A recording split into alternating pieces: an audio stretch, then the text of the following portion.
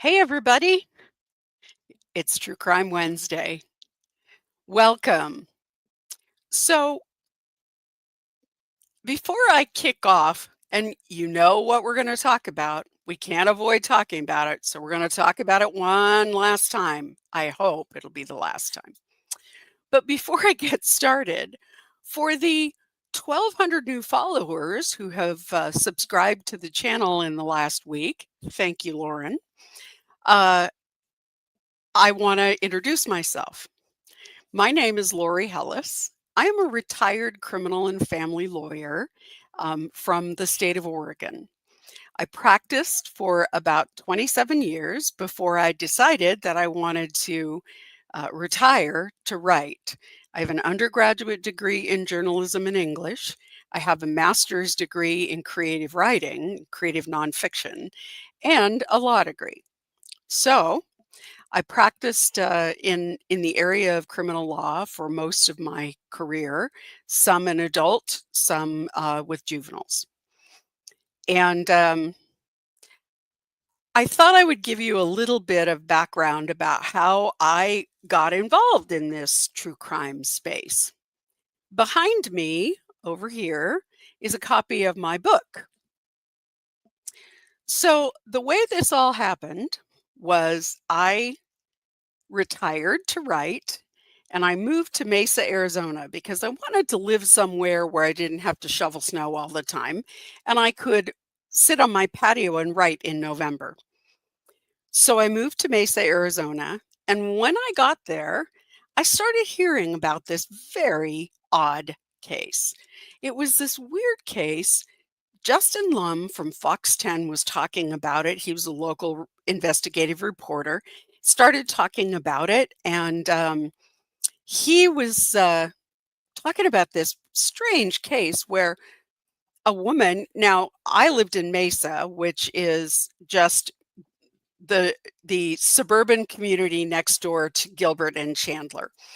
And Chandler was where Lori Vallow lived. So he was talking about this very strange case where this woman from Chandler, Arizona claimed that her brother had shot her husband in self-defense. And within a couple of weeks, she up and disappeared with her two children. Nobody knew where the kids were. Everybody was in an uproar looking for her. Well, having practiced criminal law for 25, 27 years, that just didn't sound right to me. Self-defense is a difficult uh, is difficult to prove, and it just didn't sound right. So I decided I was going to look into it. I discovered that there were a bunch of Facebook groups that were following the case. So I joined a couple of those Facebook groups. Well, I found out that there were a number of people who were posting questions that were legal questions in these big Facebook groups. And every time I would answer one of those questions, I would have to list all my credentials of why I knew what I was talking about. So I approached a couple of the moderators and said, if I were to start a little blog about the legal issues in the Vallow case, would you guys announce it in your Facebook group? And they all said yes. So before I know it, I was writing this little blog and I was stunned when I had 200 people who had subscribed to it. So time marched on and people were interested in the case. Lori Vallow was found in Hawaii. She'd married Chad Daybell. She was brought back from Hawaii.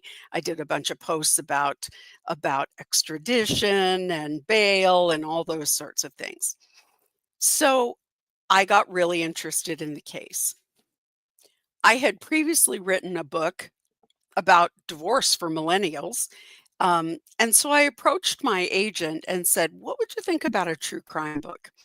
Well, to be honest, he was a little skeptical at first, but I wrote a book proposal and I sent it to him, and he was then very enthusiastic.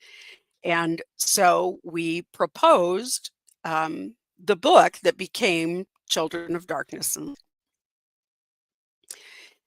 unfortunately, because I kept moving the trials out and I wanted the trials done before I published the book, it took me 4 years to write the book. So while I was working on a book proposal and doing all those things, Lauren Matthias reached out to me. She and her husband, John, were doing a podcast about the Vallow case. And she discovered my little newsletter and asked me if I would be willing to come on their podcast. So I said, sure.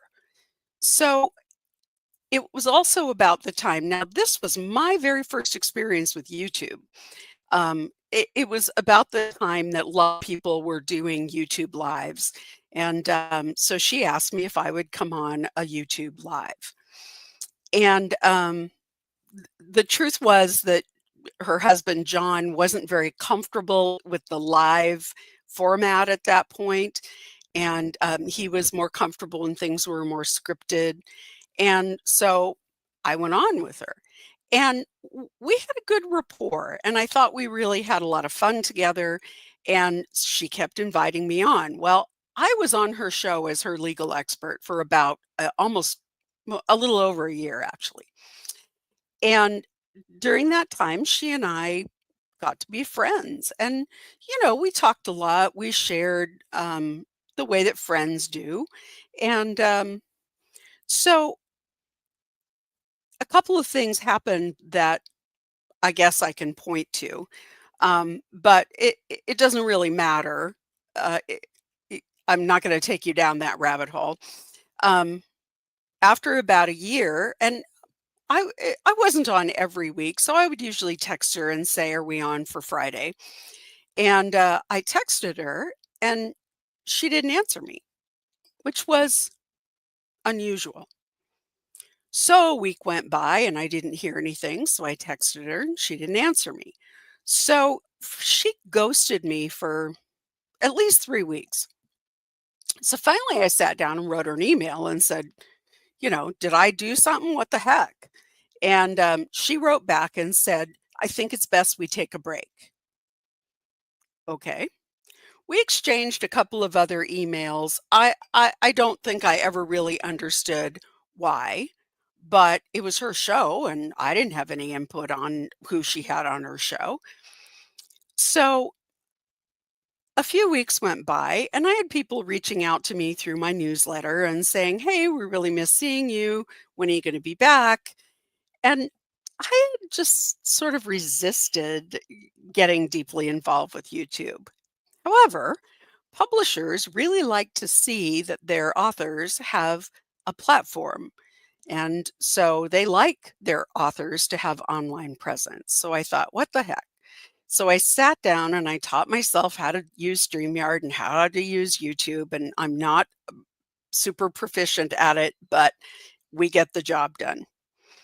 And but before I ever started the channel or did anything, I reached out to Lauren and I told her what I was thinking about doing. Well, in true Lauren style, the Lauren that you see on her show, she was effusive about, "Oh, that's great. We're so excited for you. We're so supportive. We'll promote you. It'll be great." And so originally I said to her, "What if I started an hour before you guys start? And that way I'll talk about legal issues and then people can just roll right over into your show." Okay, that would be great. So I started my show.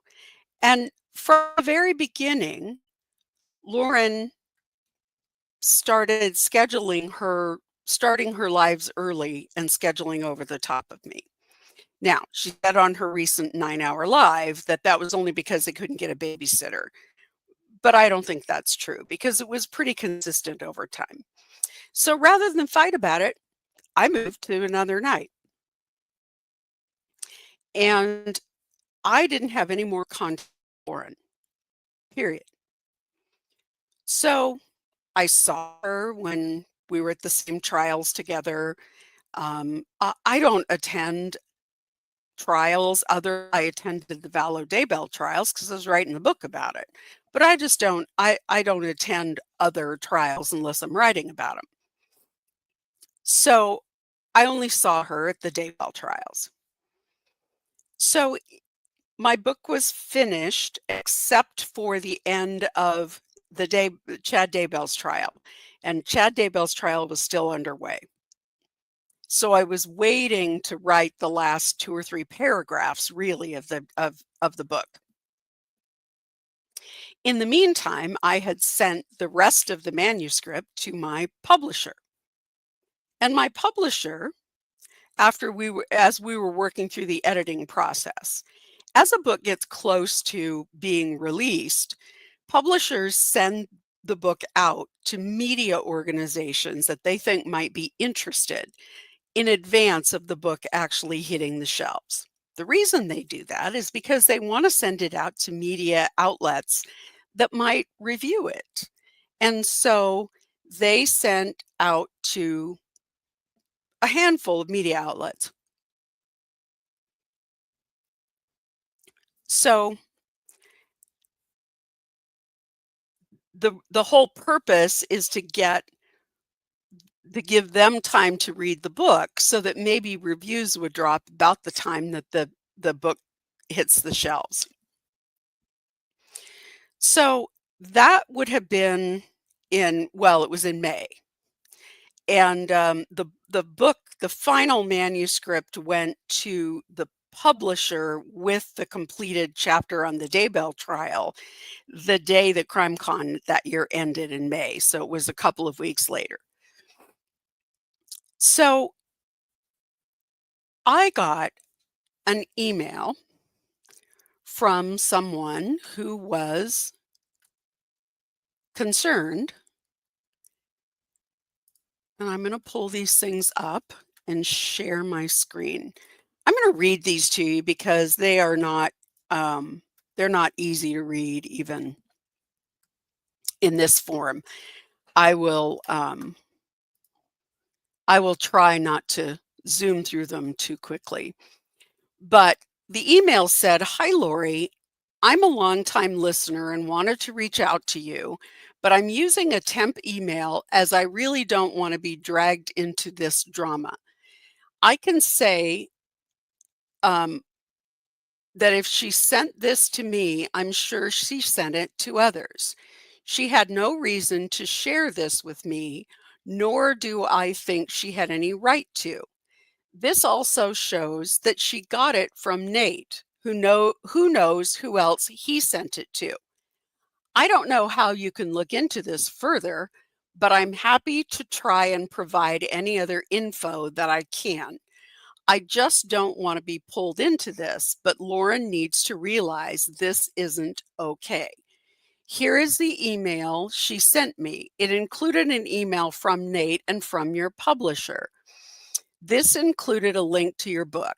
I do not believe she had any right to or reason to pass this out like free candy. Email back if I can try to provide you with any other info. I'm sick of seeing Lauren escalate things and do stuff like this."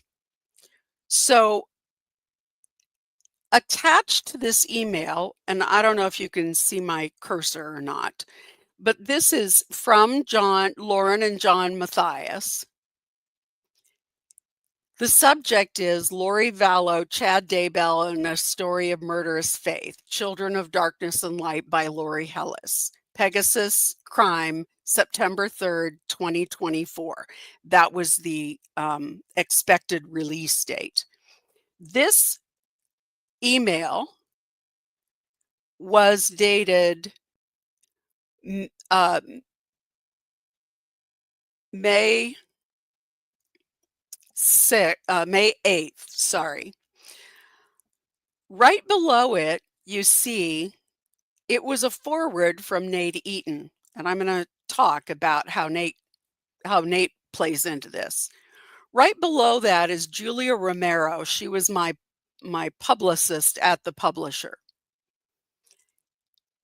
And here is the introduction email. You see Nate Eaton down here. And it was a solicitation to review the book. The link has since been disabled, so it's not on here any longer, but the link was down here to the manuscript. So 2 days ago, after all of this stuff blew up, Nate Eaton called me, and I had a conversation with him. And here's what he told me. He told me that he was in the courthouse. This would have been during the Chad Daybell trial. Now, yeah, would have been during Chad's trial. He called me and told me that he was in line waiting to get into the courtroom, and he was standing there with Justin Lum. And Nate said to Justin, and Justin and Nate have gotten to be good friends over covering the Daybell trial. And Nate said to Justin Lum, "Hey, I got Lori Hellis's book. Did you get a copy?" And Justin said yes, that he had gotten a copy. Lauren was standing right in front of them in line, and she turned around to Nate and said, "Oh, hey, I haven't gotten my copy yet. Could you forward that to me?" And Nate did. Lauren was never intended to get a copy. She was never, it was never intended that Lauren get a copy of the book, but she lied to Nate, and that's how the book got sent. So I'm going to share this, and I'm going to tell you now that I have been struggling all day. Stop screen. I have been struggling all day to try and get this PDF to turn around, and I can't get it to turn. And when I look at it on my screen, it is horizontal. But so I'll keep working on that, and I will post it in our community tab. This is a screenshot of a Facebook group that this person was in. And this is what it says. The first post is from Lauren Matthias. And it says, "Thanks to Nate Eaton, I have Hellis's book. Anybody want a copy? Anyone want a copy?"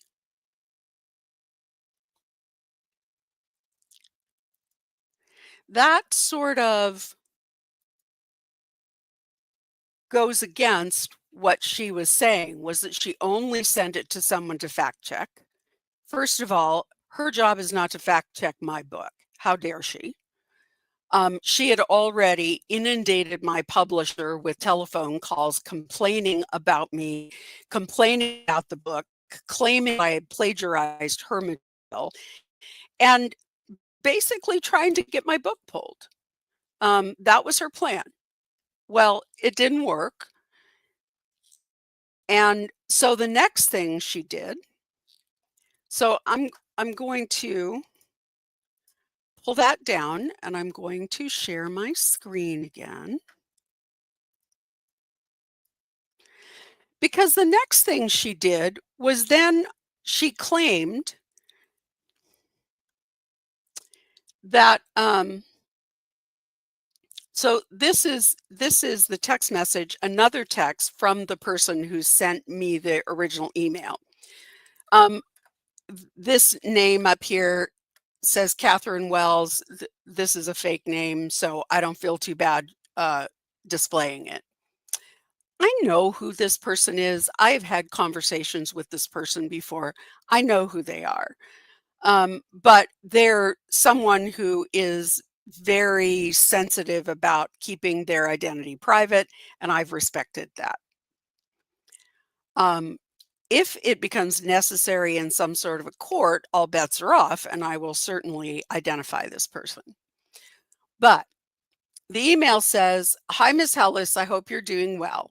I was extremely sorry to see your recent live stream on YouTube and heard about what Lauren and John have been up to, wreaking havoc at CrimeCon and elsewhere, against you and others, none of whom have done a single thing wrong.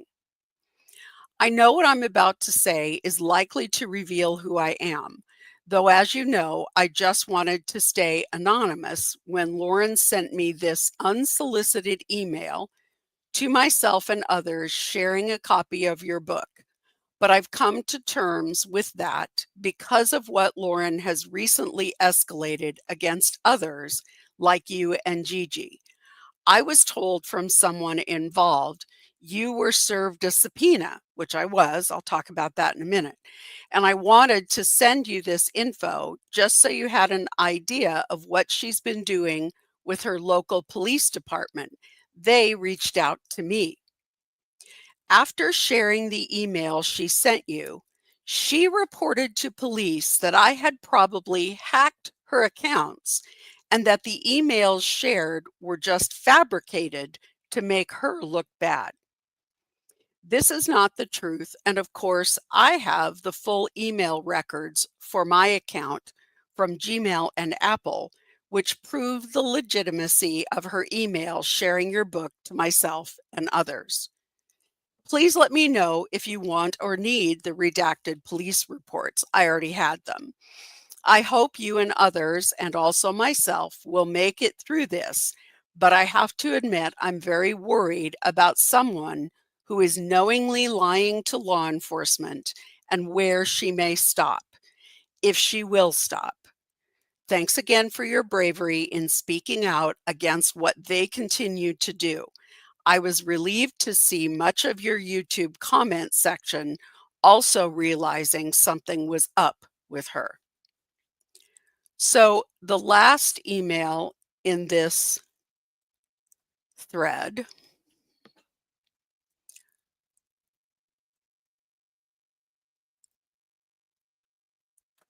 let me make sure I have the right one here.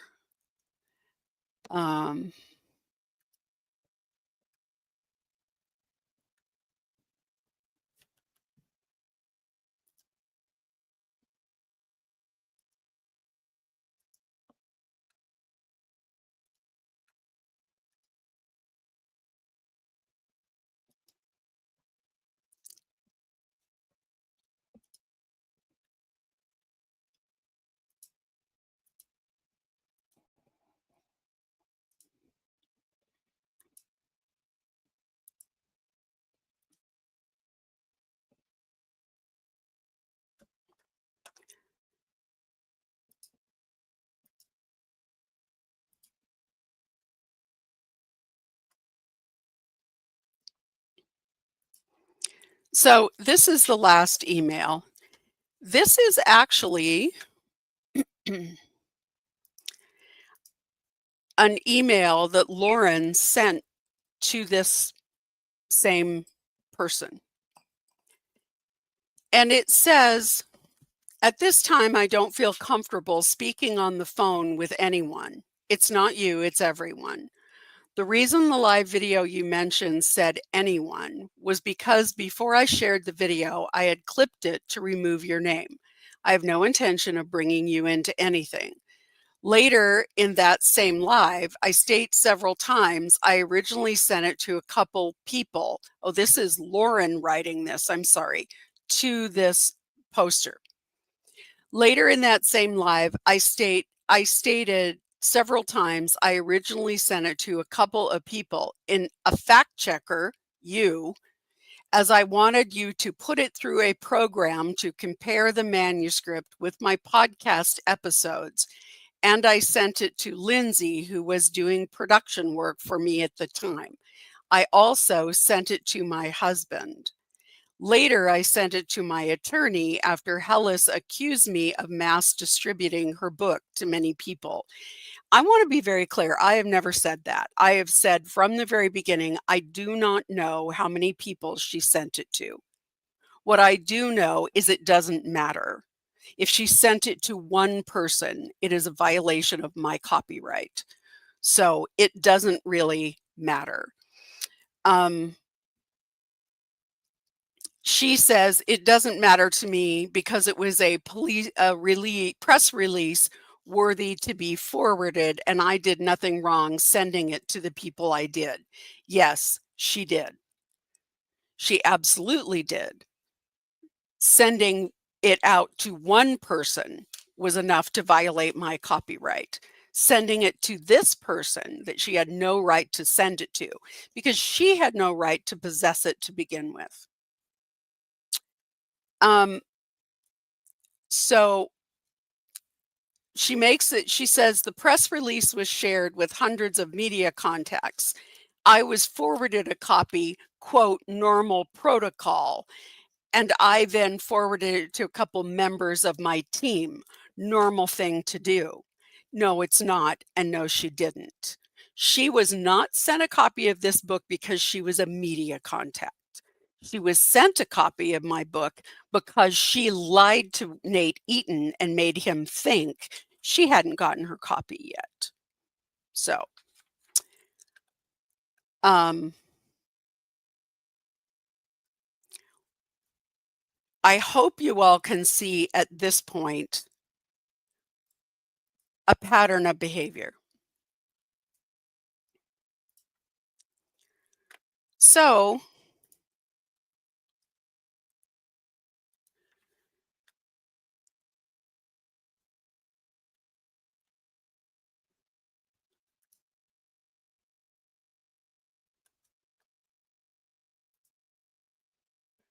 I also have an email where this person says,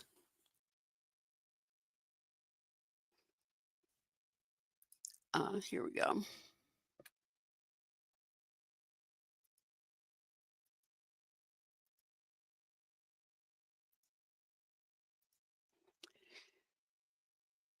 This person then says right here, well, she's a liar, so I guess I shouldn't be surprised that she's trying to rewrite the sequence of events. Here's the full email. I only blocked out her name, my name. It's astounding to me that she went from saying she never shared it to saying that she did and that it's somehow acceptable that she did. As you said, the email was sent only to Nate. It said his name. She also never asked me to fact check anything, nor did she ask me to, quote, put it through a program. You can see in her email, she wrote nothing. She just literally forwarded the email from Nate. Normal protocol, she claims. So I am showing you my receipts and you can decide what you believe.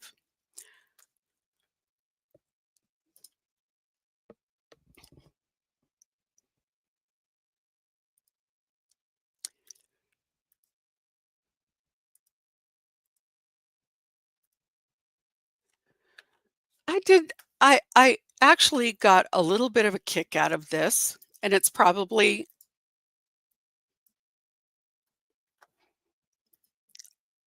I got a kick out of this, and I'm going to share it. So this is stock would say, "Oh, I am." Would say, a post "Oh, from I X. am being stalked.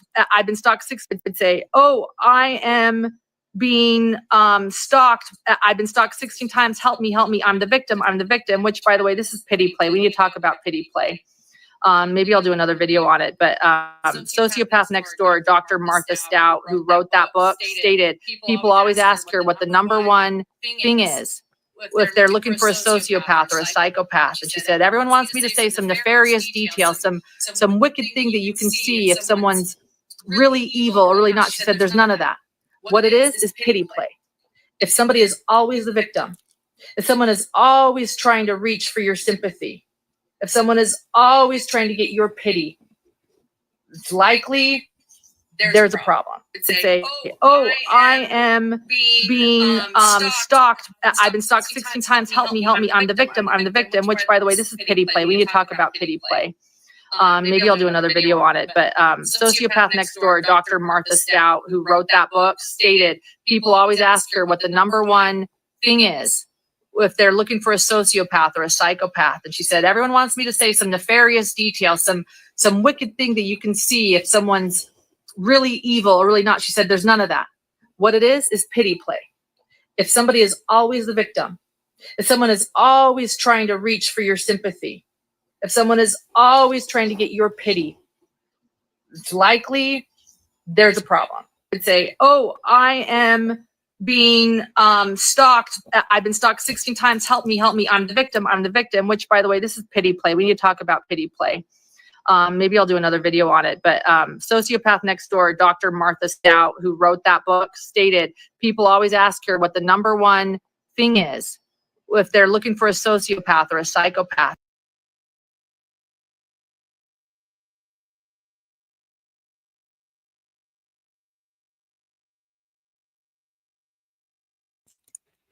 So you guys can form your own opinions, but I have to agree with the person who posted this, Nerdy Addict, who said this aged well.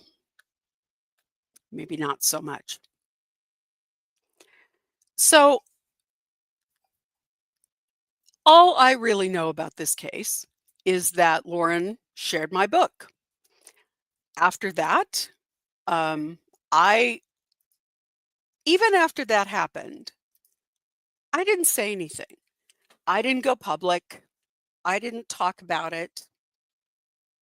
I didn't want to give it oxygen. I didn't want to give her air. And I didn't want her thousands of minions coming after me. I have 8,000 followers. She has 317. That's an imbalance in power. And I didn't want to get downstream from that. So I didn't say anything. So fast forward a year, my book's been out. There have been 2 crime cons. So the next crime con comes up in this year in September. It's in Denver, Colorado, and I go. About a week, maybe a week and a half before I was leaving for crime con, a woman reached out to me. She DM'd me on, I don't know, some social media platform and introduced herself. Her name's Christina MacArthur. And she said, I used to be friends with Lauren. And one of the initial messages, she said, I was part of the Mean Girl group. And we doxed you a lot, especially in the Facebook groups. Now, I had left the Facebook groups years before, so I had no idea any of this was going on. But she said, I wanted to apologize because I realized that you were the smart one getting away from Lauren. And I'm sorry that we said bad things about you and we treated you poorly. And, I said, okay, thanks. It was nice. That's nice. She asked me if I was going to CrimeCon, and I said I was. And she told me about that she was posting these TikToks. So she asked me if I was going to CrimeCon. I said I was. And I said, well, gosh, we should get together for a drink. I say that to a lot of people. Let's have coffee. Let's get together for a drink. So Friday night, I got to CrimeCon, and I don't remember whether I texted her or she texted me, but I said, hey, I'm going to the bar for a drink. Great, I'll meet you there. So she came down, we sat at a table, just the 2 of us, and we talked maybe half hour, maybe 40 minutes. I finished my drink, she left, and I left. Now that was Friday night. Later, I understand somebody was there taking pictures of her in the bar and Lauren was there. I don't know anything about that. I never saw Lauren in the bar. I never saw anybody else except Christina. That was on Friday. On Saturday, I ran into Christina in the lobby, I think. And because that Friday night, she told me her husband had called her and said that he had been given They had attempted to serve her with a stalking order. Now, I don't know what the rules are in Utah about when something is properly served, but she said Lauren had filed a stalking order against her. So I knew that. The next day on Saturday, I ran into her and she said she was still trying to figure out with CrimeCon whether or not she could attend CrimeCon. And you've heard all about that kerfuffle. I didn't know anything more about it. You heard about it all on Lauren's Live about um, CrimeCon and the hotel and all that. But to the best of my knowledge, she was allowed to be in the hotel, just not in the conference space where CrimeCon was going on. So I went to CrimeCon all day, had dinner alone, and later on that evening, I went to the bar. When I walked into the bar, Christina was there with a couple of her other friends, Lindsay and a couple of other people, along with quite a few other people who I knew from this true crime space. And I sat down, ordered a drink. We were just chit-chatting. It was just small talk. That was about the time that the Clue Awards let out. Every year they do an awards ceremony. I didn't go, and so the Clue Awards let out, and all the people who'd been in the award ceremony started streaming out. Among those people was Anjanette Levy. I had met Anjanette a couple of different times. I know that she's a good friend of Gigi's, and I'd met her at the trials, but maybe not at trials. I guess I met her at CrimeCon because she didn't attend the Vallow trials. Anyway, she walked over and sat down. I was sitting in this area. This bar is huge, and I was sitting in an area with a bunch of couches and chairs, very like a living room environment. And she came over and sat down on the couch next to me. And Christina was sitting in a chair, kind of in this U-shaped configuration of couches and chairs. And not more than a few minutes later, I mean, it was one of those, "Hi, how are you? Good to see you. How were the awards?" And all of a sudden, two Aurora cops materialize and they say, "Which one of you is Christina?" And she says, "I am." And they say, "Oh, we need to talk to you." And they go off to talk to Christina. I can see them. As we're sitting there, we can see them, but they're far enough away. We have no idea what they're saying. Anjanette Levy looked over and said, "What the hell was that about?" And I said, "Well, Lauren Matthias took out a stalking order against this woman." "Oh, she said, "Really? That's crazy," or "That's bizarre," or whatever. And of course, the other people who were there were paying attention because they were Christina's friends and they were watching to make sure she was okay.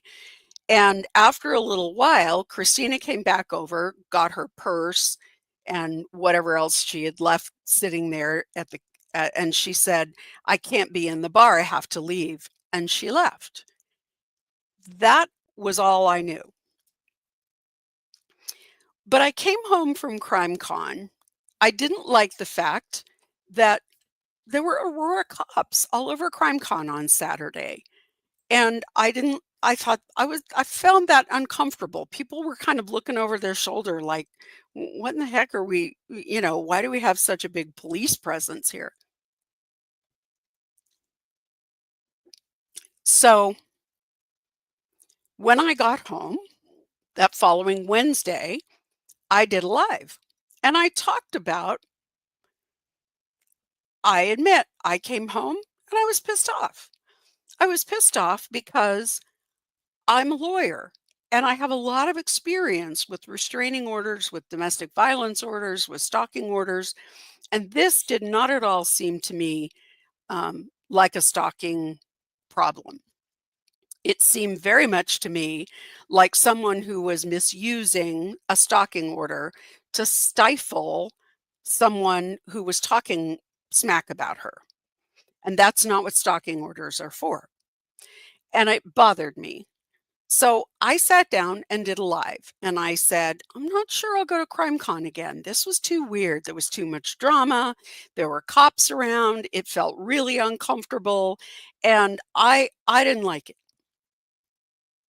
At that point, I was mad, and I then said, and by the way, back last year, Lauren shared a copy of my manuscript when she wasn't authorized to possess it. And that was a violation of my copyright rights. And I finally told people about it. And that was the end of my involvement. So about 3 or 4 days later, I get a text from Christina, and she says, "Can my lawyer call you?" I said, "Yeah, I don't know what I have to say to your lawyer, but I guess." And her lawyer called me, and he said, "Well, Lauren has now filed a supplemental declaration in this restraining order case, in this stalking order case.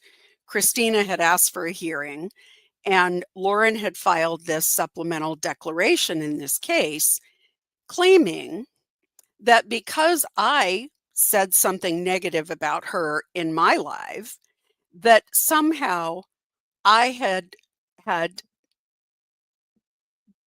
that Christina had put me up to it, and that I was doing what Christina wasn't allowed to do under the stalking order.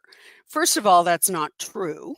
Second of all, there's nothing in the stalking order that precludes that. The stalking order says Christina can't have a third party contact Lauren for her. So because of that, because Lauren was claiming that Christina had violated her restraining order, her stalking order, because of my YouTube, they subpoenaed me.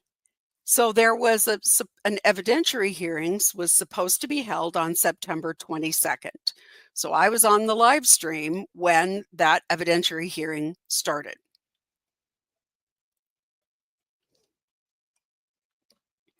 The first thing that happened was that Lauren didn't want to come into the courtroom because Christina was there with 2 people who were going to be witnesses. The judge finally said to Lauren, "Court's public, pull up your big girl panties and come to court." So they all sat down and they started to talk about what the timing was going to be for this hearing. The judge said, "You have an hour." Both attorneys said, "Whoa, wait a minute. I don't think we're going to get anywhere near putting on what we need to put on." Now, first of all, the way these hearings work is that the burden of proof is on Lauren to prove that there was an actual threat and that she deserves to have this stalking order. The burden's on them. And then the defense can put on their evidence. But they have to prove by a preponderance of the evidence, more likely than not, that this behavior that Christina was doing was stalking, and that it was causing fear and actual risk to Lauren. So I'm going to go over the federal statute in just a second, because the judge said there's no way we're going to have time to do all of this. But the defense had these 2 witnesses that were from out of state. So the judge agreed to take their testimony out of order and get that testimony on the record so that they wouldn't have to come back, because the judge said, there's no way I'm going to get this done. Now, I want to point out that in that same declaration where Lauren claimed that Christina had violated the restraining order because of my YouTube, she also said, We want to have a hearing on this as soon as possible. It's vital that we have this hearing because we need this order to stay in place, and we absolutely need to have this as soon as possible. So the 22nd rolls around, they only have an hour. The judge says, we're not going to get this done. The soonest I can do it is October 16th. Now, the recording of that hearing is floating around in the interweb space. So I'm sure you can find it. Lots of creators have been playing it. So at the end, the judge makes very clear to Lauren that she cannot keep Christina from social media, that she cannot keep her from posting, that she cannot keep her from exercising her free speech. The judge also says, I'm concerned that this order is going to stay in place too long because we can't get a hearing. And during that time, Christina's rights are being violated. So, I mean, I'm paraphrasing here, but so they set the hearing for October 16th. Several days before, like the middle of the week before, I think the 16th was a Thursday, so late the preceding week, they got a request, a media request. And Lauren and her attorney immediately filed this just strenuous objection. Strenuous objection. This was all supposed to be private. Now, stalking orders are not private. They're not. The only thing that is the only reason to close a courtroom and to keep court proceedings private, because we believe sunshine is the best disinfectant, and we don't do star chamber court in secret. Our courts are open for a reason, for transparency. So the only reason to close a courtroom would be if there is a minor testifying, if there is information being presented about SA of a minor. Those are the reasons you would close the a courtroom. Courtrooms are not closed for restraining orders. Courtrooms are not closed. Juvenile proceedings are closed. Otherwise, court proceedings are not closed. So Lauren goes on. It's kind of interesting that last Wednesday I start a live, and very coincidentally, according to Lauren, she starts a 9-hour live the same time as I go live every Wednesday.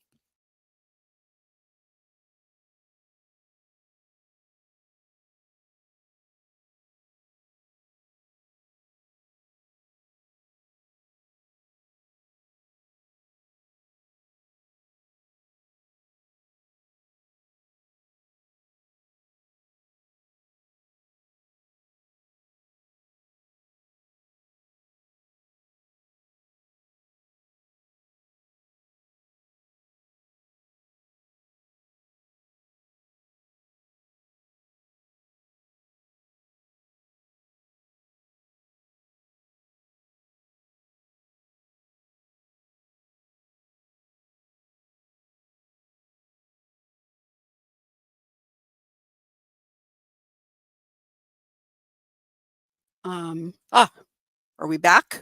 Okay. Let me know if you can hear me. We had an internet glitch. So Lauren goes on this 9-hour live.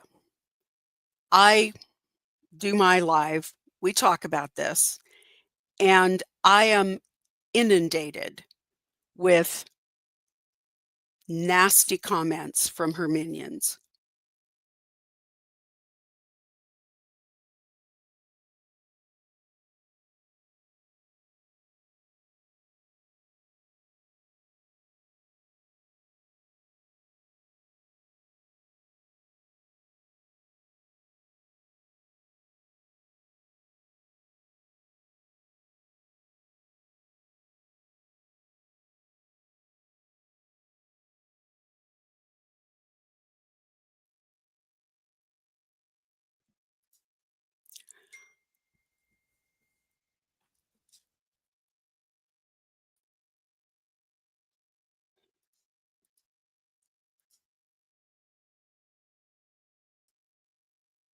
I am so sorry, but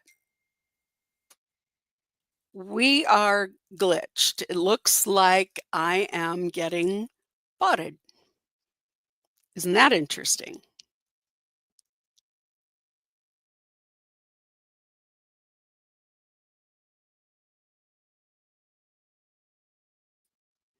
How interesting. Can you still hear me? Can you see me? I'm going to keep moving on. Okay. Um, so thank you, Jen. So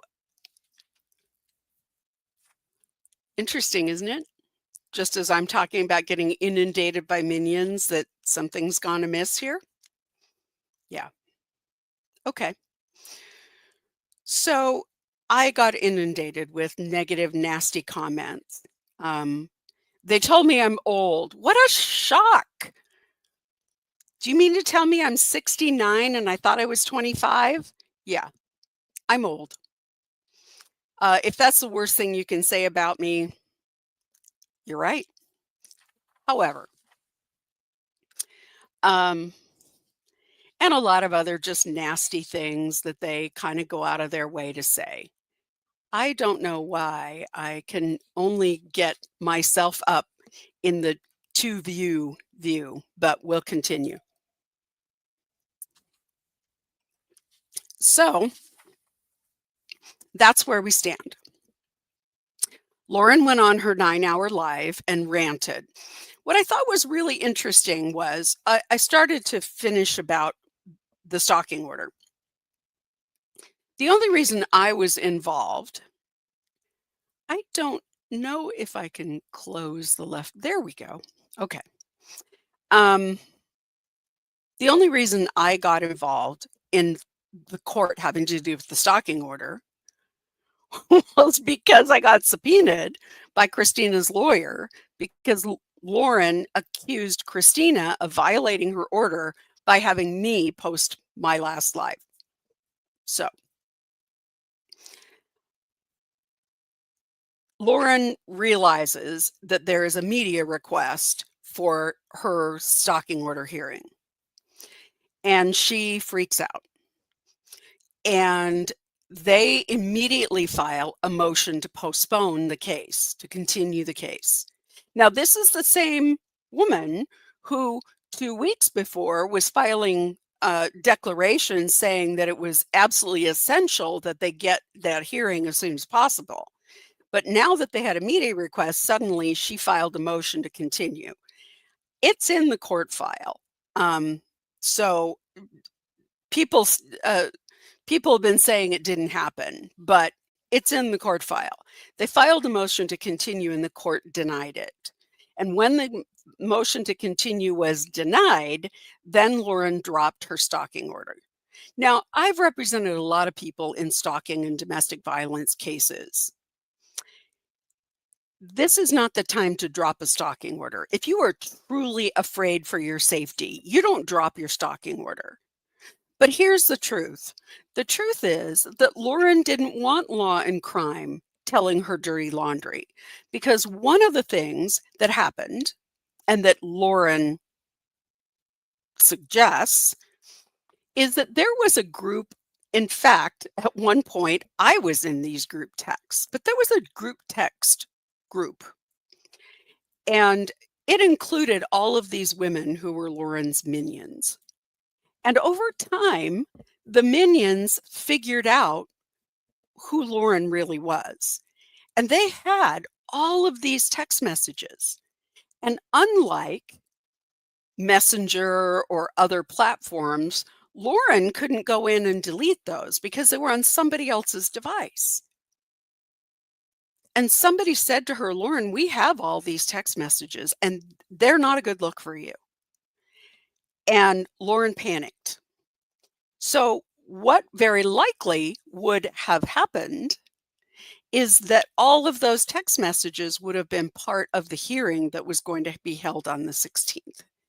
And Lauren didn't want law and crime to have all those, because in those text messages are a lot of things about other creators and about victims' families and things that she would not like to see the light of day.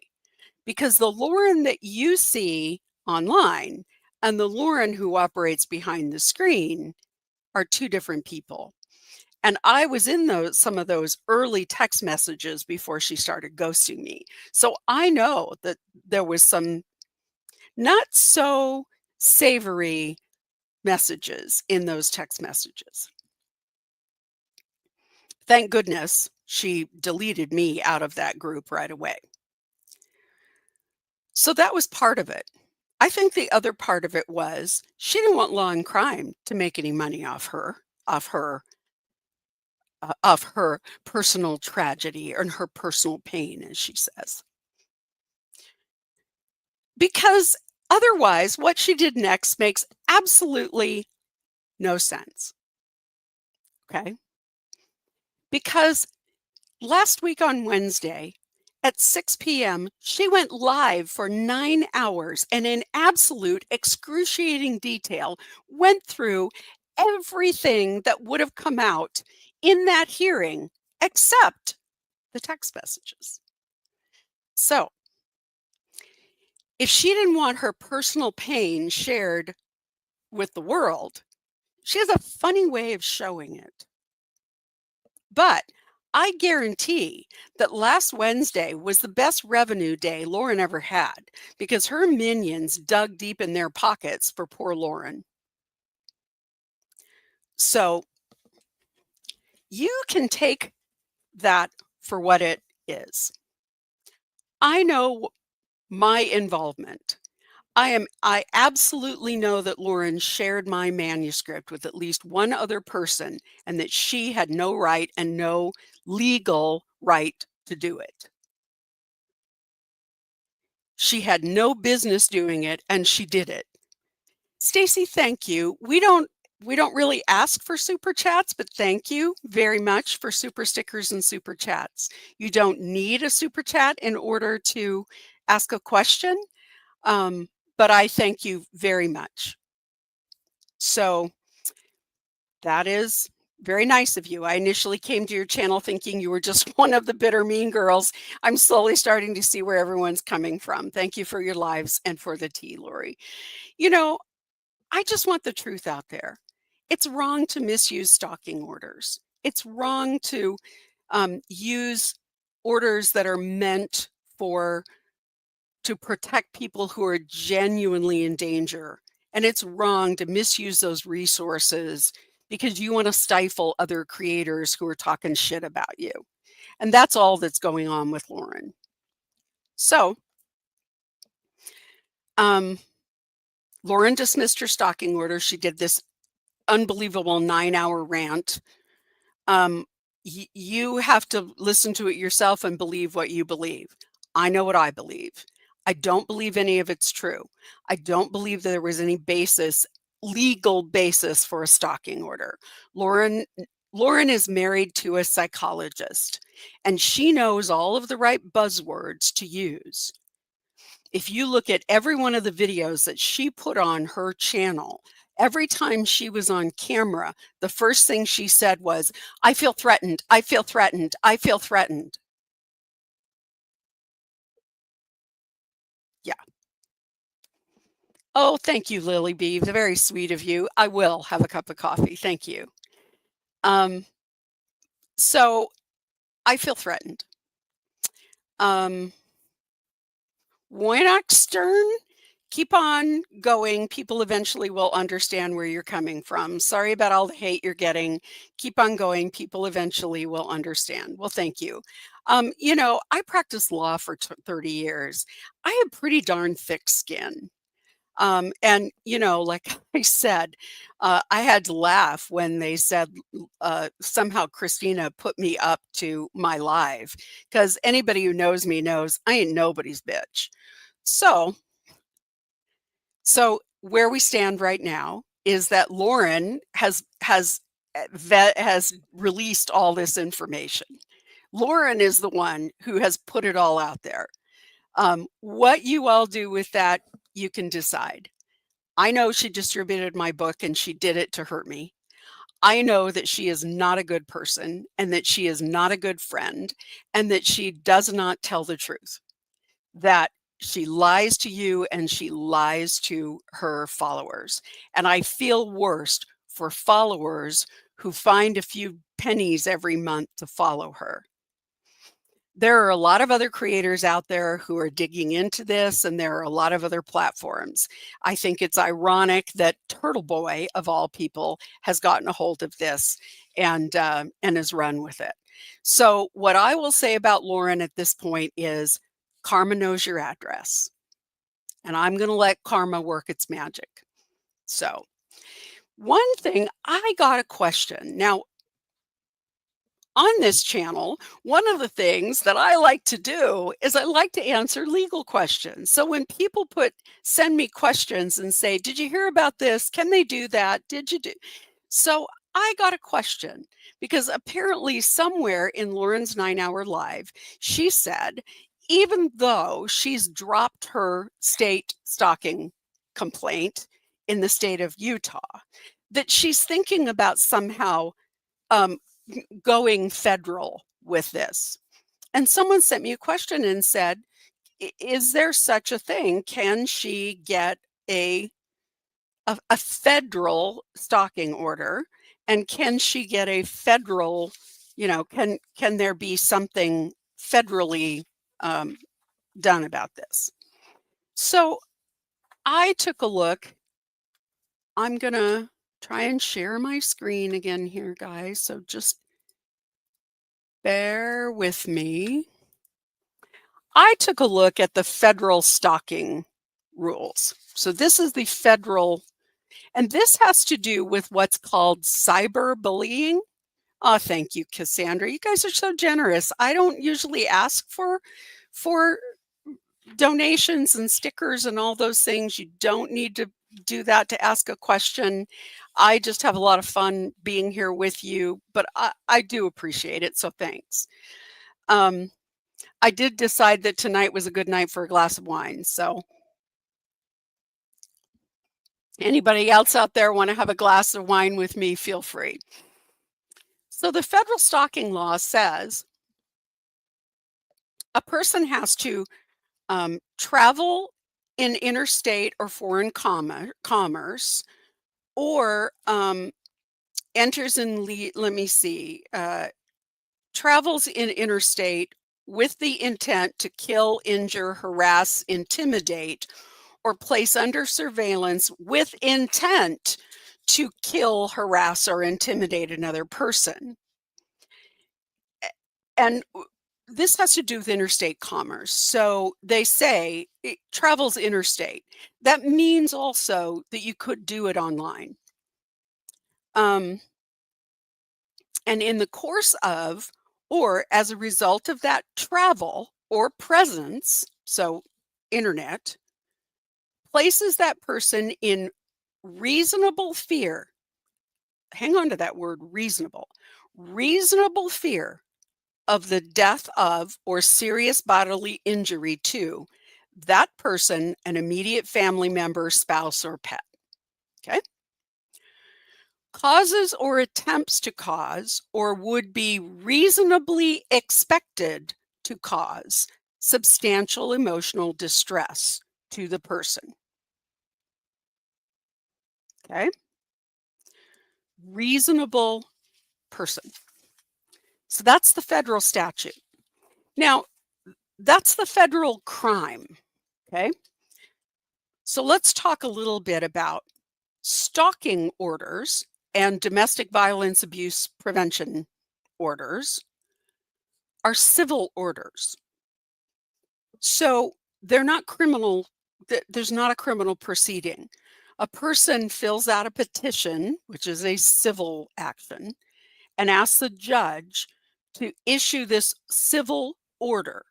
Now, where it gets kind of weird is that civil orders, these are civil orders that are enforceable with criminal penalties. So if you violate that civil order, a criminal penalty can be imposed on you. So in most states, there's both a civil stalking provision and a crime of stalking. The crime of stalking is violating a civil protection order.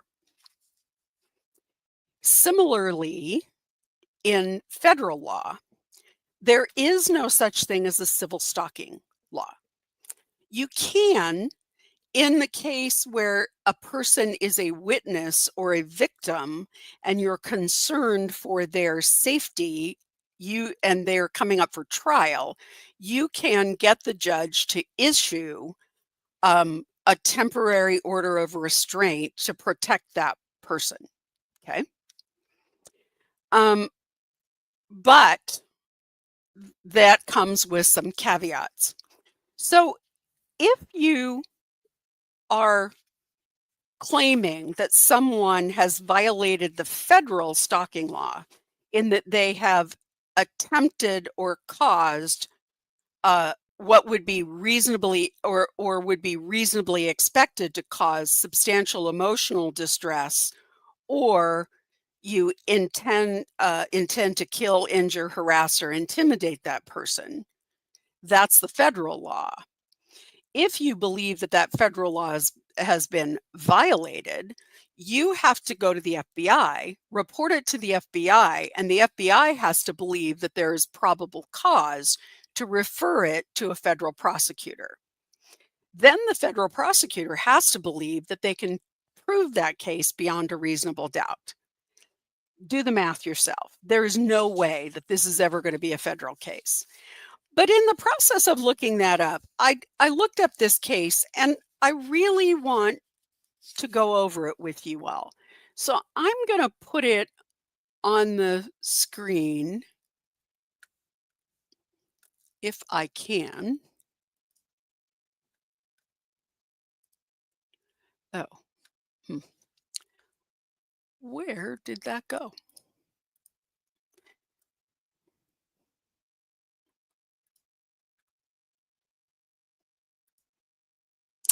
Let me just pull it up because I really do kind of want everybody to be able to read it, or at least be able to see the case citations. So JUBERT.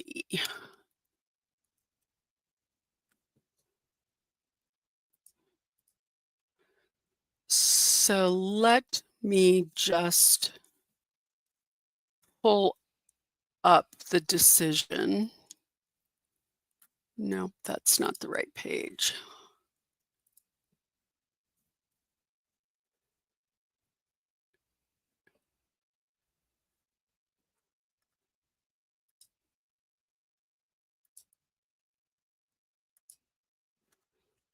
I was looking for the full decision, so just hang on, stick with me here for just a minute. Stick with me here for just a minute.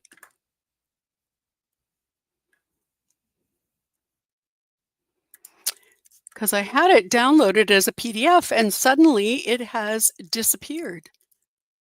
So,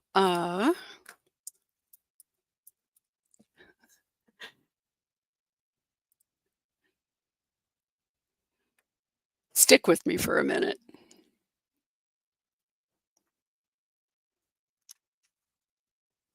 Here it is. So I'm going to share my screen with you. I don't expect that you're going to be able to read this because I can barely read it. I'm going to try and make it as big as I can for you, but I'm going to read it, or at least read parts of it. So it starts out by saying the First Amendment protects speech that provokes, disturbs, or even offends. That is, after all, the theory of our Constitution. But speech that threatens real harm crosses a different line. So first of all, we need to remember, to find my notes here, kind of one of the basic rules. And one of the first questions that you have to ask in one of these kind of cases is, does otherwise protected speech fall into an exception to the First Amendment protection? So the Supreme Court has found that there are 4 categories of speech that are not protected. They're an exception to protected speech. The first one is for a true threat. The second is speech integral to criminal conduct. The third is defamation, and the fourth is obscenity. So let's talk about those. There's nothing in what we know about things that have been posted and this whole thing with what Christina did. There's nothing to suggest that that is anything about that is obscene. There's nothing to suggest that it's defamation, because we have to ask ourselves, what's defamation? It's not defamation if it's true. And it's not defamation if it's opinion. So the third category is speech integral to criminal conduct. There is no indication here that there is any criminal conduct involved, that Christina engaged in any kind of criminal conduct.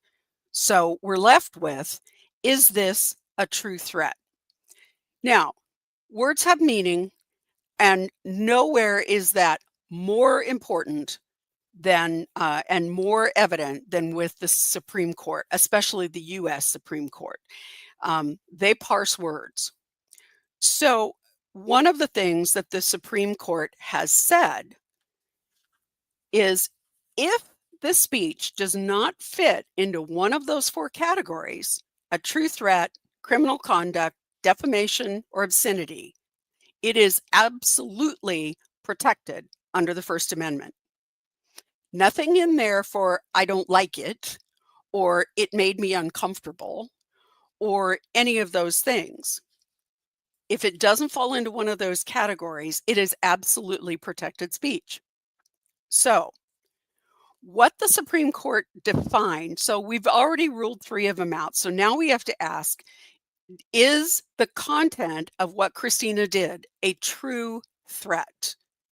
Now, what the U.S. Supreme Court said is that a true threat is a statement that an objectively reasonable person, remember that because it's important, an objectively reasonable person would find is a serious expression of an intent to commit unlawful violence. Let me read that again. A true threat is a statement that an objectively reasonable person would find is a serious expression of an intent to commit unlawful violence. So that is the test that we need to ask ourselves about Christina's TikToks. Is there any place in Christina's TikToks where where an objectively reasonable person, and we're going to talk about what that means, could say that anything in those TikToks expressed an intent to commit unlawful violence? I don't think so. So, who's a reasonable person? Well, a reasonable person isn't Lauren. A reasonable person is the objectively reasonable citizen, the man on the street. And in these cases, the objectively reasonable person is the judge. Because it's the judge is going to look at that and go, does this pass the smell test? Does this communication express an intent to commit unlawful violence? Can I objectively, as a reasonable everyday guy or gal, look at these TikToks and say, I'd be afraid of that? The test is not Lauren, because Lauren can stand there and go, oh, I feel threatened and I'm having anxiety and panic attacks and I have to have anxiety medication and I am threatened. Lauren can do all that histrionic shit because she wants this order in place. The reasonable person is the guy on the street, the judge who says, if I saw those TikToks, would I be afraid? And the answer is the objective, reasonable person would say, no, I am not afraid of that. So I want to talk a little bit about this case that we're looking at, because I want to contrast when a court will say there was a true threat. So in this case,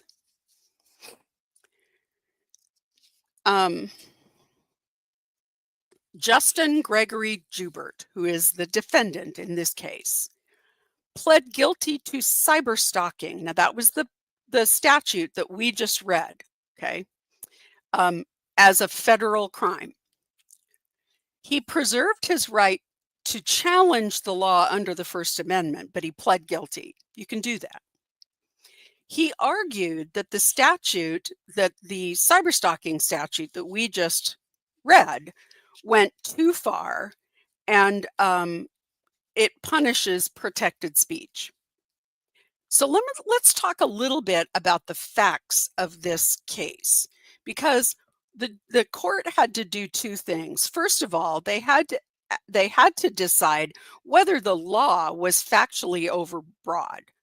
And then the second thing was whether or not this guy's conduct qualified as a true threat. Now, the court found that the statute was not overly broad, so we won't worry about that. But the court had to decide whether or not the behavior of this defendant was a true threat. Okay? Now, remember, true threat, serious expression of the intent to commit unlawful violence. So in this case, Joubert was charged with one count of cyberstalking and one count of transmitting a threatening communication in interstate commerce.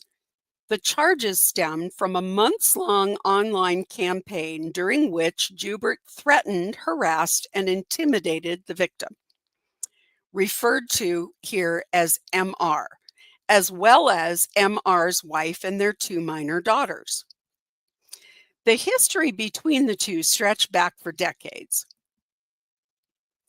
In 2002, MR was a camp director at a summer camp outside of St. Louis, Missouri. They hired Joubert as a camp counselor. Nearly 20 years later, Joubert, and he was fired. Nearly 20 years later, Joubert resurfaced online. And in between May and August of 2023, he used 6 separate Facebook accounts to post threats, insults, and menacing messages directed at MR, his wife, and his two minor daughters. So this guy fired him as a camp counselor 20 years before.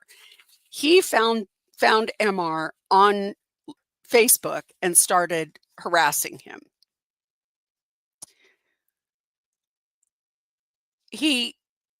Initially, he posted insults about MR, calling him trash, garbage, a POS, a beta, a certified doucher, and he reacted negatively anytime MR posted Facebook posts, or anytime his wife does, and commented about them over 200 times. So that in itself was not harassment or stalking. he was posting negative things on the guy's Facebook page. He was calling him names, and he was disliking or posting negative things every time he posted. But soon after that, the campaign became more threatening. Joubert posted MR's work address and personal photos, as well as photos of MR's children. In one post, Joubert wrote, "Might just need to talk to these two, LOL," under a photo of MR's minor daughters. He commented on MR's professional headshot, saying, "If you see this POXS, execute him on sight. He is la basura." Basura, I think, means garbage. In another, he warned, "I can't wait to F you up. It's coming soon. Your life will cease too." Clearly, these are threats. So in August, he even intensified the threats, posting, "None of this will stop until the casket drops." Later that month, he capped his campaign with a chilling post. "Now I have a pic of the family. Perfect. Tonight I was really thinking of taking up serial killing as a hobby. I hope I keep taking my bipolar 1 meds." So, throughout the course of the harassment, Joubert took steps to ensure that MR and his family would see his posts. He shared family photos, reacted to their posts, tagged them, and even commented directly on MR's wife's Facebook posts. That is unlike this case because Christina did not tag Lauren. She did not send these to Lauren. So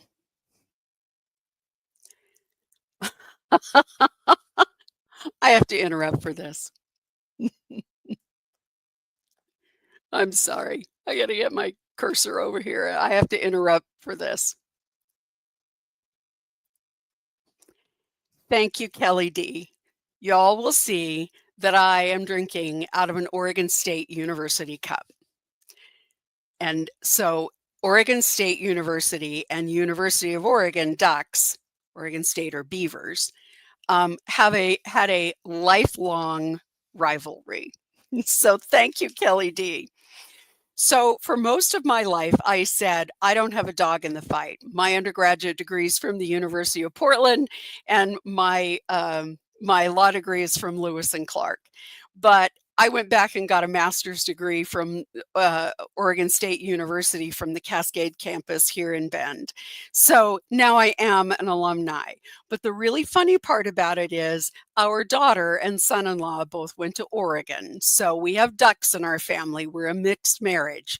So if you would like to send me an Oregon State cup, I would happily use it because I am also a duck mom. But I couldn't resist.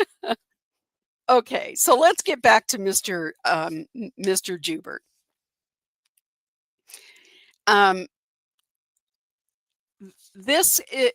When someone is arguing the law, what we say is we can distinguish the current case, Christina's case, from the Joubert case in several ways. It's very clear that these are true threats. Posting a TikTok video and saying, "I don't like my former friend," is not a true threat. Posting something online that says the casket has to drop, and I've been thinking about taking up serial killing, and your life is going to cease, those are true threats. Particularly coupled with the fact that this person posted this guy's address and was posting pictures of his wife and his children. So it impacted their lives. As a result of his activity, the family installed cameras, purchased a security system, equipped their daughters with panic buttons, and eventually contacted the police. So federal stalking charges were filed against Mr. Joubert, cyber stalking. And the court reviewed this, and the court had some interesting things to say about it. We consider whether the statute as applied to Joubert violated the First Amendment. In his view, it punishes speech, not conduct, ideas, not actions. And that is always a test when someone is talking about First Amendment rights. Does the government action punish speech, or does it punish actions? Now, where we get into things being in sort of a gray area is it speech or is it an action for someone to post something on Facebook? So, but what the court says is the First Amendment does not protect all expression. We talked about that. It guarantees yield. Its guarantees, the First Amendment guarantees yield to the few historic and traditional categories of expression that are long familiar. And those include true threats, speech integral to criminal conduct, defamation, and obscenity. Okay. And then they go on to say true threats are serious expressions conveying that a speaker means to commit an act of unlawful violence. Anything less than the speaker conveying that they mean to commit an act of unlawful violence is protected speech. So the court goes on to say, true, the word true, delineates the speech at issue from jest or from hyperbole. Hyperbole are exaggerated statements or claims and are not necessarily meant to be taken literally. So the court is saying hyperbole is protected speech. It's only true threats. And that true threats subject individuals to a fear of violence and to many kinds of disruption that their fear engenders. But make no mistake, the existence of a threat depends not on the mental state of the author, but on on what the statement conveys to the person on the receiving end. But that person has to be an objectively reasonable person. So the rule is that speech is a true threat and therefore unprotected and therefore open to prosecution if an objectively reasonable person would interpret the speech as a serious expression of an intent to cause a present or future harm. That's the Supreme Court's rule. Now, how do you square that with a state court issuing a stalking order because somebody hurt her feelings and posted things online that she didn't like? How do you square that with keeping someone from attending an event that they bought tickets to months before and excluding them from that because Lauren decided 2 weeks before that she wanted to go to CrimeCon? And if you think that she waited to file this stalking order until 2 days before CrimeCon so that Christina would not have an opportunity to fight this in court and have her side heard, you're right. So it says speech is a true threat and therefore unprotected if an objectively reasonable person would interpret the speech as a serious expression of an intent to cause a present or future harm. So think about that. What sort of intent to cause a future harm did Christina express in a handful of TikTok videos? Yep, VIP tickets for the CrimeCon event vary by package. She had platinum seats, which were $1,000. She spent at least another $1,000 on airfare and hotel rooms. I'm here to tell you the hotel rooms were $400 a piece in the Gaylord Hotel, were more in excess, more like $500 a night. If you wanted anything less than a grab-and-go sandwich out of the cooler, your dinner was going to run about $50 or $60 a night. It was not an inexpensive proposition by any means. So, you know, my goal here is to talk about the law. My goal is to sort of lay out the smorgasbord and let you guys figure it out. So tonight, I'm going to say, y'all need to make your own decisions and you all need to evaluate it yourself and decide whether or not this is someone who is genuinely fearful for their safety from someone who is genuinely going to cause them violence, or whether this is simply a mean girl dust-up and a misuse of a vital, vital public resource. I talked last time about the fact that I worry that if people continue to do this, judges hear these things over and over and over every day.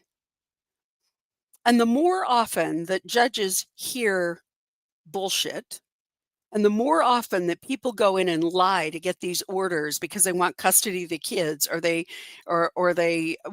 just want to hurt you, or they want to keep you from saying something they don't like, the more times these orders get abused, the more jaded judges get. And then we run the risk of people who really need these orders not being believed, not being recognized for the true victims that they are. So when you watch Lauren and Grayson wringing their hands and talking about their anxiety and how fearful they are and all those things, of course they are. Because they know all the right words. They know all the right things to say. Lauren's married to a psychologist. She knows all the right things to say. How many times during her 9-hour live did she talk about coercive control and triangulation? How many times, anytime she was on camera, did she say, I feel threatened, I feel threatened, I'm afraid, I feel threatened? She knows all the right things the right buzzwords to say to get what she wants. But you, my audience, you are the reasonable people that the law relies on to see through this stuff. You, my darlings, are the reasonable people. So you need to decide whether or not a reasonable person would objectively believe that she was in danger of becoming a victim of a crime, that she was in danger of someone hurting her and causing her violence. The answer is, I don't see it. Yeah. The other thing that I found really objectionable was she called Christina a stalker over and over and over again, even though Christina never had the opportunity to present her side of this, and there was never a permanent stalking order. But she called her a stalker over and over and over again. That's out there in the universe forever. So who was damaged? So I would be happy to take some questions. And then we're going to wrap this up because I don't want to talk about this anymore. Next week, we're going to talk about Kelsey Fitzsimmons. There are some parallels in that Kelsey Fitzsimmons, there was a restraining order. It may or may not have been misused to get custody of a child. Thank you, Eat the Food, Tina. I love you all, and I appreciate the fact that this community has been so supportive. I really do. So thank you, Tina, for a little donation for a glass of wine. I appreciate it. I appreciate all of you. We never ask for donations. We don't ask for super stickers. You don't have to post, you don't have to pay to post a question. So please, if you have questions, drop them in the chat, and I will do my best to answer them. Next week, we're going to talk about Kelsey Fitzsimmons and the restraining order that that her fiance got against her, and what happened as a result of that. Because I think this is yet another Massachusetts case where the defendant may be the victim. So, okay, Jen, what you got for me?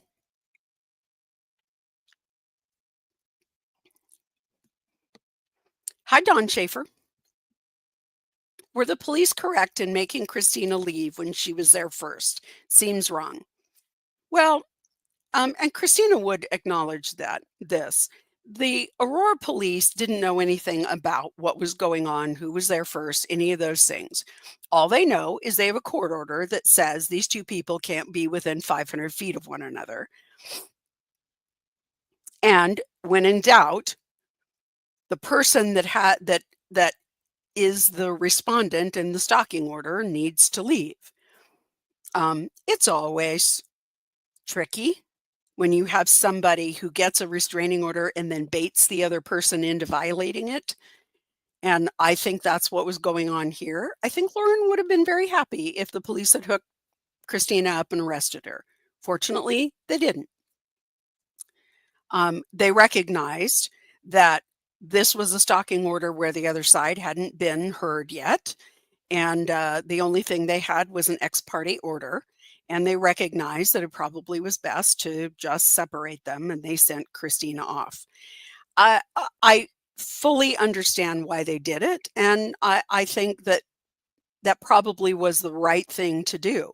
It doesn't feel right in our spirit, as Kathy from Gossip, Rumor, and Innuendo would say. It doesn't feel right in our spirit that Christina has been planning this trip for months. Ugh, my knee is getting tired, and y'all know I'm having knee replacement next month or in December. So I'm sure that for all of us, it doesn't seem fair in our spirit because Christina had plans to go. It's a very expensive event, and to be just tossed out wholesale, I think we feel that was really unfair. So, but I think that the police didn't really have any other choice. They had to make sure that if in fact this restraining order was valid, that the person who was the protected party was protected. So they did their jobs. I don't think anybody liked the outcome. I'm sure Christina didn't like the outcome, but they did their jobs. And Christina was very cooperative. I mean, she said several times, look, I know you're just doing your job. But I can't blame her. She really sort of wanted to tell her side of the story. The problem was that wasn't the place to do it. The place to do it was in court when she had the opportunity, which she never got. So, good question. What else you got for me? Is there a law against self-stalking? I'm not quite sure what this means. No, you can't stalk yourself. You also can't violate your own restraining order. So, for example, you get a stalking order against, this is where it gets really kind of ugly. You get a domestic violence restraining order, or you get a stalking order. And then you reach out to the person who is not supposed to have any contact with you, and you bait them into having contact with you. The law says that's not a legal violation because you can't violate your own order. So it's only the person who is the respondent who can be held in violation of the order. So it is not a crime and is not a violation of the order for you to reach out to that person and try and draw them in and get them to violate their order. I think that's what you're asking, and the answer is there isn't, and it's very unfair. So Lauren could have reached out to Christina 500 times and said, "Oh, I'm so sorry. I'd love to meet and have a drink." And when Christina showed up in the bar, the police could be there and arrest her. So, yeah, that's the way it works.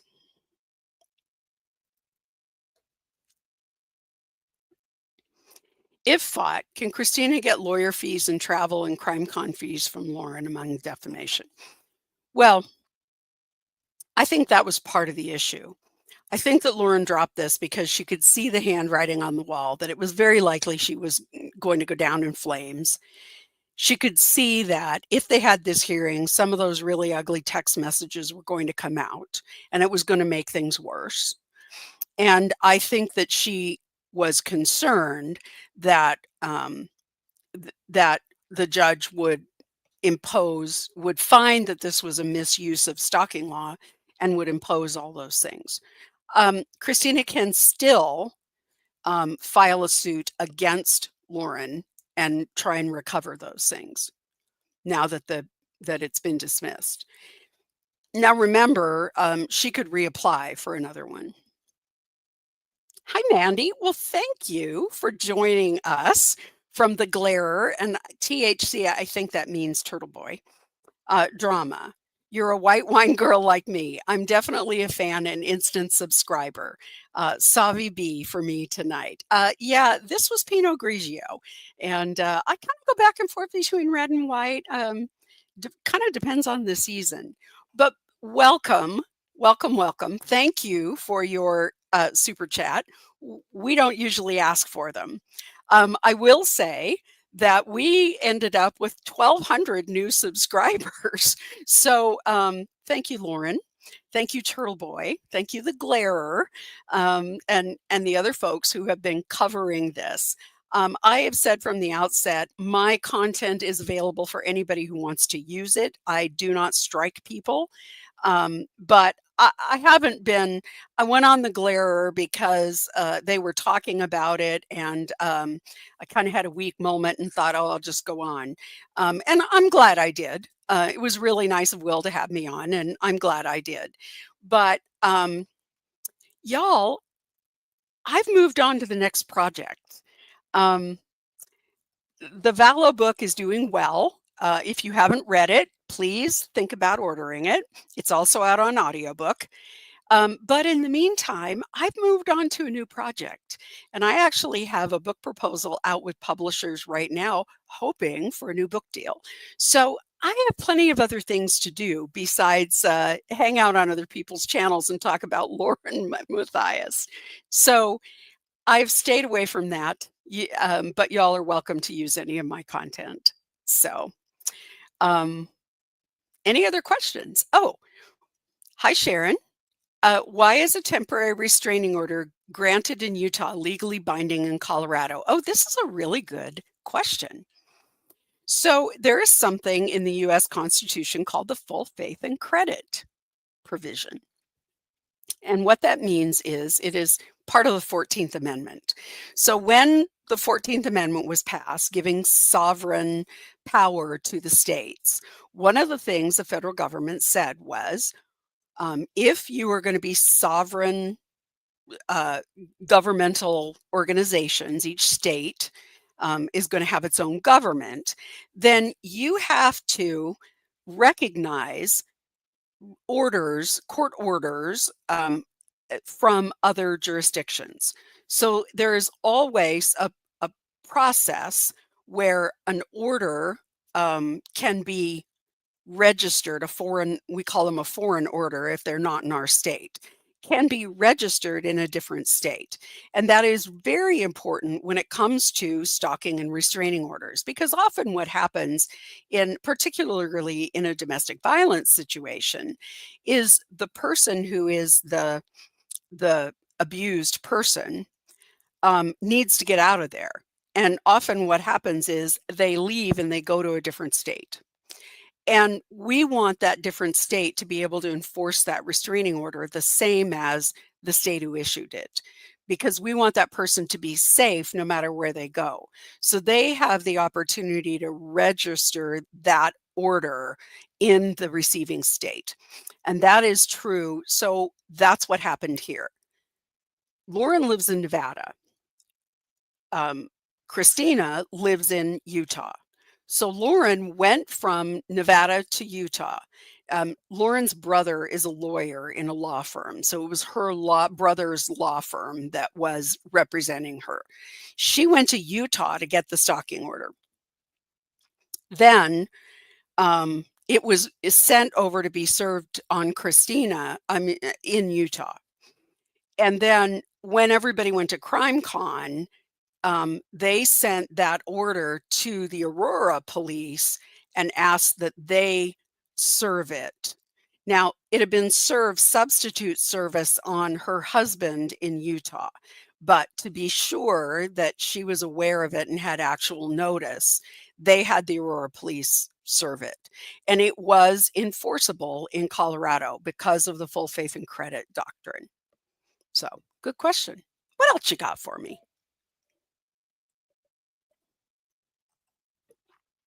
Come on, I know you got more. Bring it. Cinnamon Fireball. Question. Speaking of Fireball, one of my absolute favorite drinks, which if you stick around, we will post over the holidays, is called a Bad Santa, and it has Fireball in it. Since the RO is not valid, can that person release the text messages without repercussions? Yes, they could. I'm not sure that Christina actually has all the text messages. I don't know who has them. But I know that there was a group of women who were part of this little text message clatch, this little text message group, who had all of the sort of incriminating text messages. I know that at least one person shared them with some of them, with another creator, to show that Lauren had been actively trying to undermine that creator, actively trying to undermine that creator's channel. So I know that was shared. And that creator has said, I don't want to be as far away from all of this as possible. So, but they could file, and they might come out. Who knows?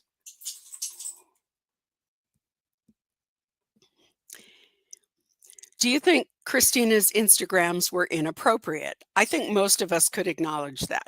Sunny Day, I will say that, would I have done it? No. And I can't really say. I can understand somebody being angry and being frustrated with this person who's got 317,000 followers who all think that I was about to say your shit don't stink, which I just said. With all these people who just think that she can do no wrong, I could see how somebody would be frustrated with that, because they've been behind the scenes and they've seen what she's really like when the cameras are off. And I could see them being upset and pissed off at being mistreated and pissed off at seeing that this person isn't who she seems and wanting to out her. I could understand that. I was pissed off when she sent my book out, and I thought real long and hard about telling people about it and decided not to. So, I mean, I can't really judge. I can say I wouldn't have done it. Um, but I'm not Christina. I mean, if Christina had come to me and said, I'm thinking about doing this, my response would have been, please don't. I don't think that's good for you. I don't think it's good for the whole community. I just don't think it's just a bad look.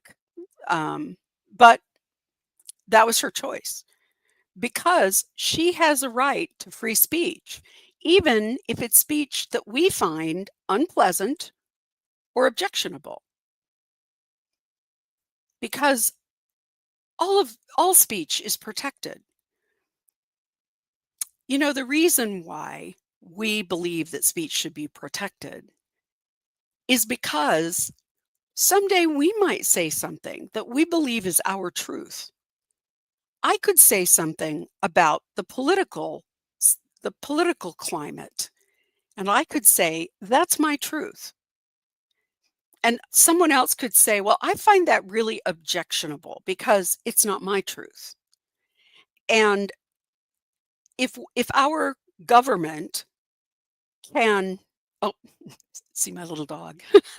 If our government can decide what's allowed and what's not, then somebody's side, somebody's truth isn't going to get told. So we have always erred on the side of saying, stand in the park on a soapbox, stand on the courthouse steps, say your truth. And as long as it is not inciting violence, it is not obscene, it is not defamatory, and it is not a true threat, have at it. So that's where we are. And I hope sincerely that that's where we're going to stay. We don't want people prosecuted for what they say.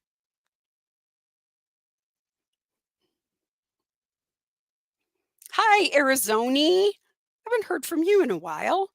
What do you think about Dr. John presenting a statement as to Lauren's mental health? Seems like a conflict of interest, very much a conflict of interest. For him to present information to the court as a treating psychologist who is also her husband, absolutely a conflict of interest. He had no business doing that, and frankly, I could see someone complaining to the psychology board over it. When I heard that, I was like, oh, that's just feels really wrong. So I think it's concerning, and I would not be surprised if someone files a complaint with his credentialing agency. I mean, that said, lawyers represent family members all the time, although they shouldn't. So,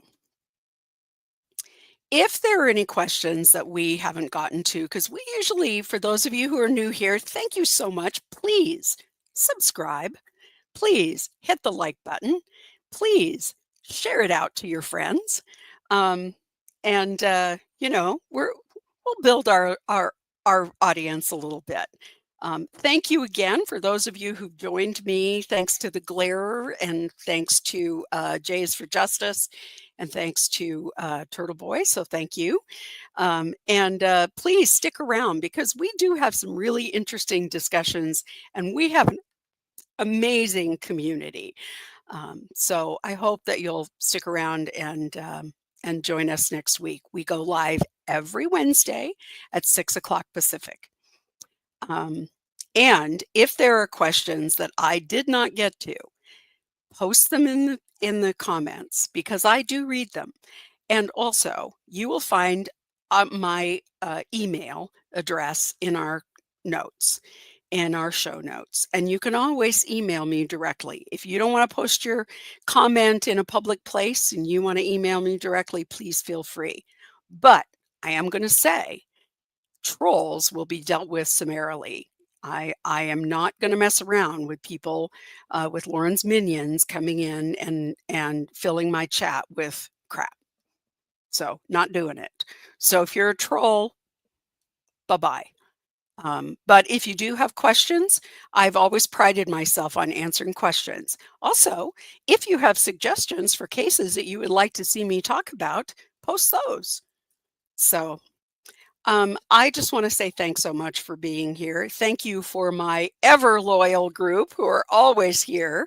And thank you for new viewers. We had over 650 people in the live chat tonight. And I think that might be a record for us. So I want to say thanks so much. Thank you for all of you who sent me super stickers and super chats. That is absolutely unnecessary, but very appreciated. And I will have a glass of wine on you. So thanks so much. I'm going to say goodnight.